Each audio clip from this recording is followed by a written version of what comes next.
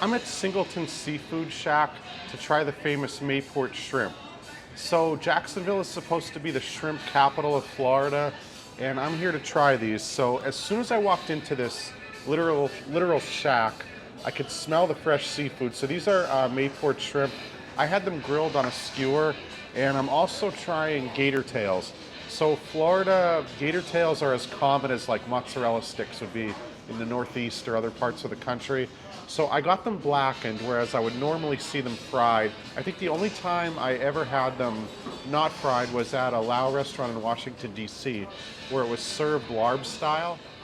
People like to compare alligator meat to chicken, but this one more so reminds me of like a blackened turkey.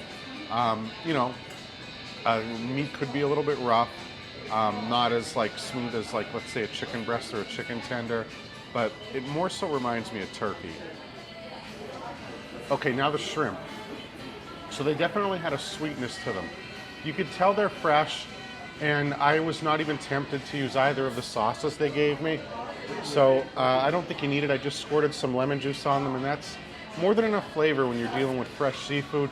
But I really want to show you what's special about this place, because where they're caught is right out on the dock.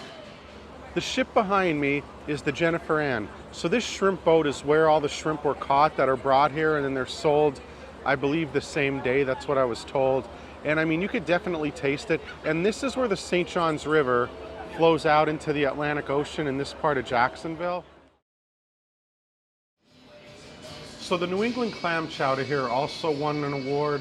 And there's another one I've never seen before, but it's called Menorcan clam chowder. And my server was nice enough to let me try both. So the Menorcan, based on the description, it sounds like what I would know as Manhattan clam chowder. But there's a pepper which grows in St. Augustine and other areas. The datil pepper, which I'm supposed to feel the heat when I try it.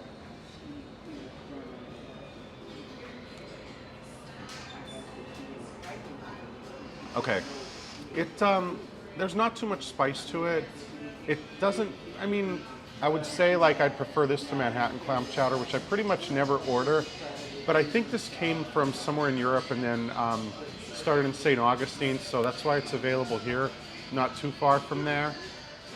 And the New England, it might be the thickest I've ever had. I'm not sure if that's why it got the award, but it's very thick to the point where I would probably order a cup as opposed to a whole bowl.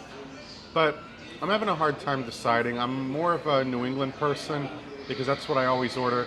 But the Menorcan, hopefully I'm saying that correctly, that's something you should definitely try if you come here and you like tomato-based soups. So just look at how thick this is. So there's a ship museum adjacent to the dining room, and I want to show you some of what's here. Dean Singleton is the current owner. His father, Captain Ray, made all these wooden ships by hand, and you can see them on display here. They cover most of the exterior of the room.